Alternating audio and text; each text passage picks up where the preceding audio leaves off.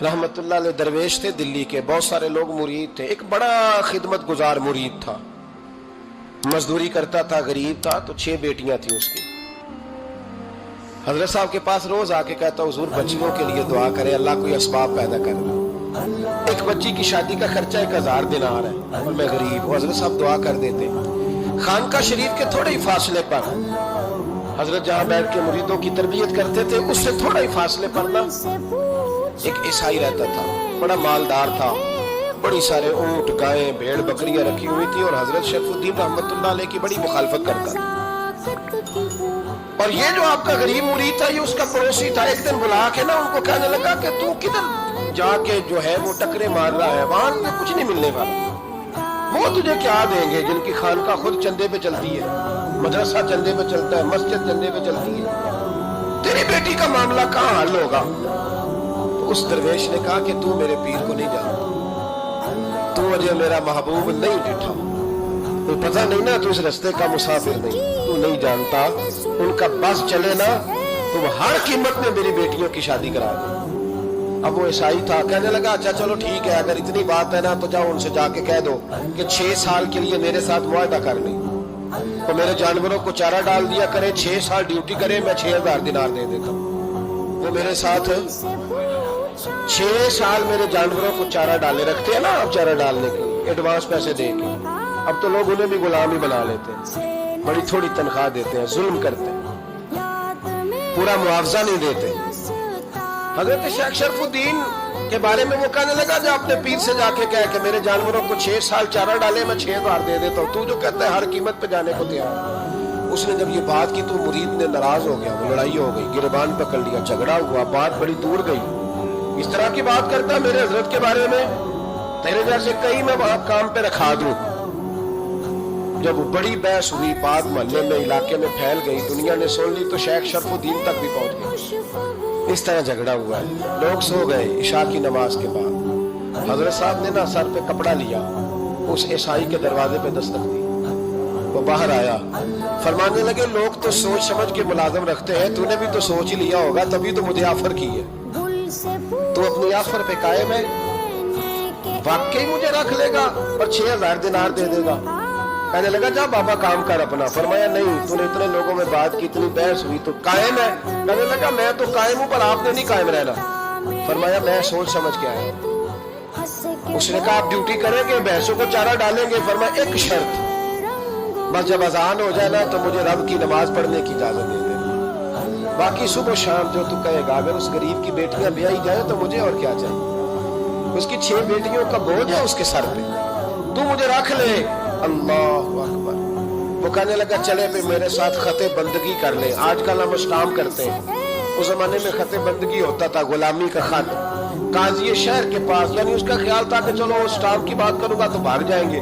फरमाया चल मैं तैयार हूँ। काजी तक गए, तय हो गया, 6000 दिनार दे दिए। हजरत ने मुरीद को बुलाया, फरमाया पुत्र ये ले जा मेरी बेटियों को रवाना कर।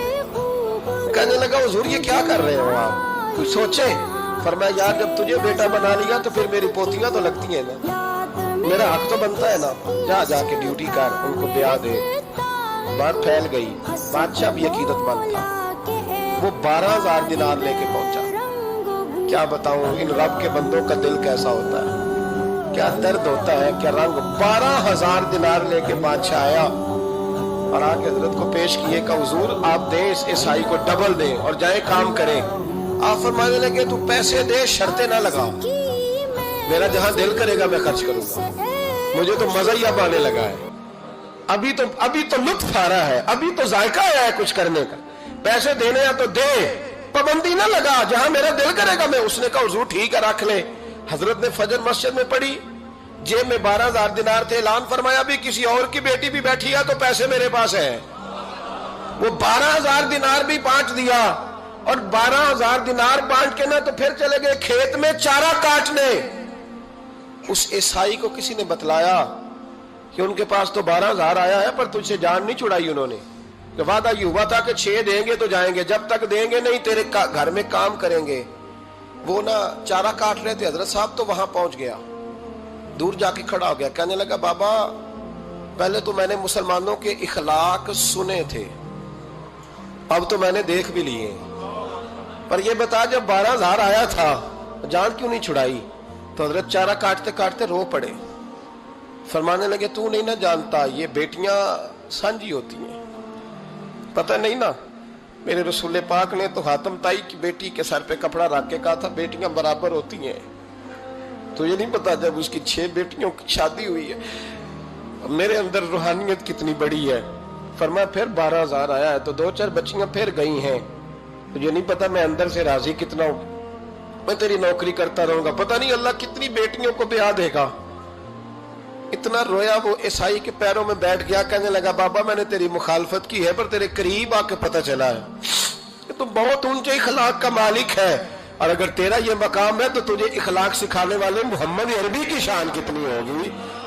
ظالم کی بولیے جاتے نہیں لوگ جھوٹے گواہ بن کے، وکیل صاحب کو نہیں پتا ہوتا کہ یہ بندہ مجرم ہے جو میرے پاس آیا، کیا مجرموں کے وکیل نہیں ہوتے؟ بولے تو اس کو پتہ نہیں ہوتا وکیل صاحب کو کہ یہ صاحب مجرم ہے میرے پاس مقدمہ لے کے آئے، اور اگر بے ادبی نہ ہو جائے تو میرا خیال ہے قاضی عدالت کو بھی پتا ہوتا ہے کہ مجرم کون ہے اور مظلوم۔ میرے نبی پاک صلی اللہ علیہ وسلم نے اس قدر زیادہ سختی فرمائی اس مسئلے میں، فرمایا جس کو پتا تھا کہ فلاں آدمی ظالم ہے، ظلم کر رہا، پھر وہ ظالم کا گواہ بنا یا اس نے ظالم کی مدد کی، کتنی کی؟ شارحین لکھتے ہیں چاہے اس نے ایک جملہ بول کے کی، چاہے ایک، سارے بولیے، چاہے ایک غریب کو اس نے ظلم کیا تو کہتے ہیں علاج یہ سی، چاہے ایک جملہ بول کے کی، شارحین اس حدیث کی شرح میں لکھتے ہیں ایک جملہ بول کے چاہے مدد کی، جس بندے نے کسی ظالم کی مدد کی کسی مقدمے میں یا کسی صورت میں اور اسے پتا تھا یہ ظالم ہے، میرے نبی پاک صلی اللہ تعالی علیہ وسلم فرماتے ہیں اگر اس نے مدد کی، ابھی ظالم کی بات نہیں ہو رہی، ظالم کے مددگار کی بات ہو رہی، اگر کسی نے ظالم کی مدد کی تو حضور فرماتے ہیں خدا بھی اس سے بری و ذمہ ہے، رسول بھی اس سے بری و ذمہ ہے۔ سنبھال کے رکھے اپنی نمازیں، قربانیاں، حج، زکوٰۃ سنبھال کے رکھے۔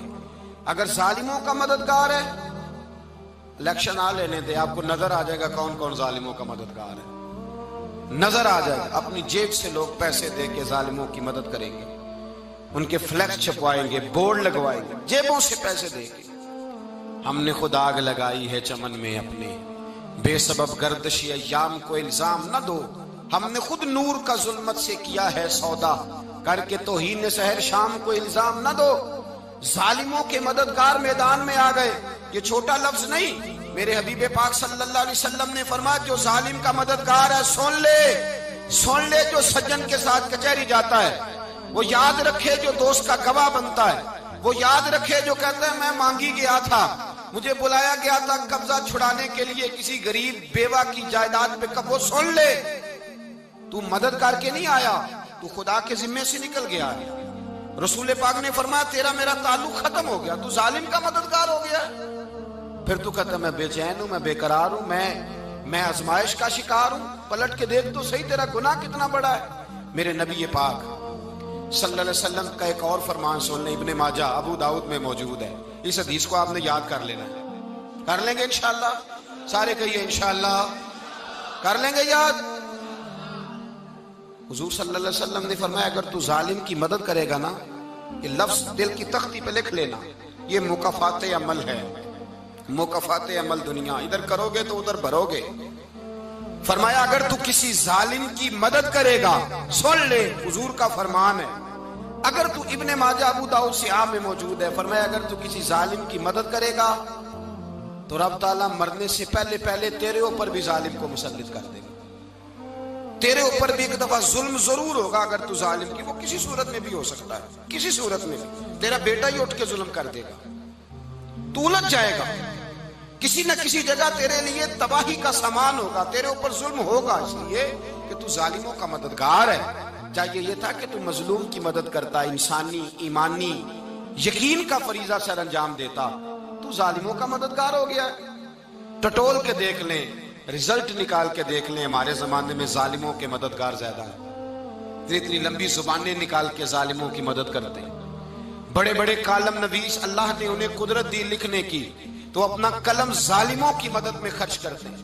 وہ لوگ جن کو اللہ تبارک و تعالیٰ نے قدرت دی، ہمت دی، طاقت دی، کچھ لوگ ان کے حلقہ احباب میں، وہ اپنے لوگوں کو استعمال کر کے ظالموں کی مدد کرتے ہیں، ظالموں کی مدد کرتے ہیں۔ میرے نبی کریم سید عالم نور مجسم صلی اللہ علیہ وسلم نے فرمایا، اگر تو نے ظالم کی مدد کی تو جب تک تو توبہ نہیں کرے گا رب تجھ سے ناراض ہی رہے گا۔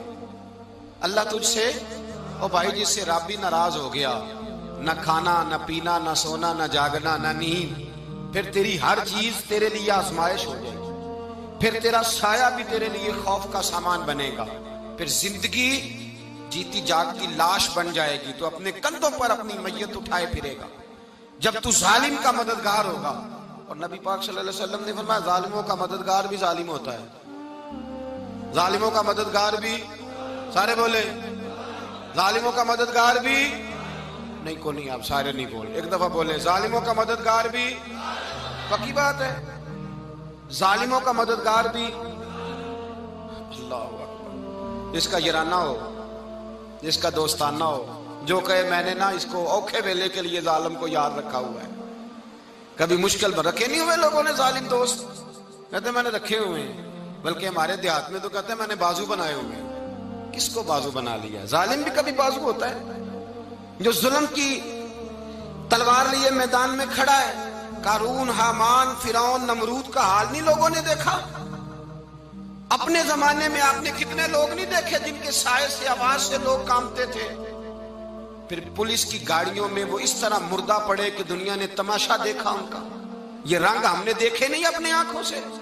فرمایا ظالم کا مددگار بھی، جو کار میں بٹھا کے لے کے گیا وہ بھی ظالم، جس نے چائے پلائی وہ بھی، جس شخص نے کھانا کھلایا وہ بھی، جو کچہری تک ساتھ گیا وہ بھی، جس نے فلیکس کے نیچے، بڑے شرابی کے نیچے چھوٹی اپنی فوٹو لگائی وہ بھی، جو ووٹ کی پرچی ڈالنے گیا وہ بھی۔